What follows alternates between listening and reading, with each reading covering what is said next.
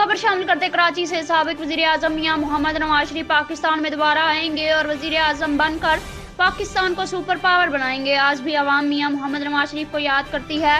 मियां नवाज शरीफ की बेटी मोहतरमा मरियम नवाज शरीफ की सालगिरह तकरीब में कारकुनों से खिताब। अहमदपुर शर्किया सैटेलाइट टाउन के रहायशी पाकिस्तान मुस्लिम लीग नून सूबाई असम्बली पंजाब के MPA सरदार मलक मोहम्मद खालिद महमूद वारन ने पाकिस्तान मुस्लिम लीग नून की नायब सदर मोहतरमा मरियम नवाज की जन्मदिन पर सालगिरह में 10 पाउंड का केक काटा।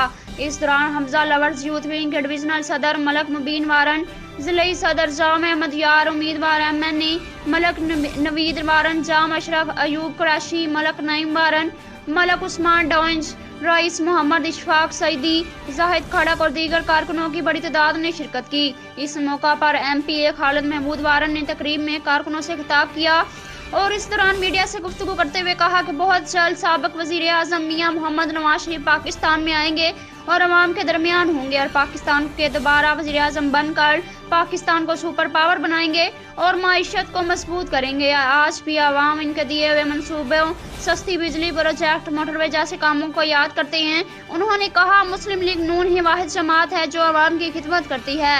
हुकूमत अपनी मुद्दत पूरी करेगी और इलेक्शन अपने मुकर्ररा वक्त पर होंगे। बाद अज़ा उन्होंने मोहतरमा मरियम नवाज और पूरी फैमिली के लिए उम्र दराजी और सेहत कामला वाली जिंदगी की दुआ की।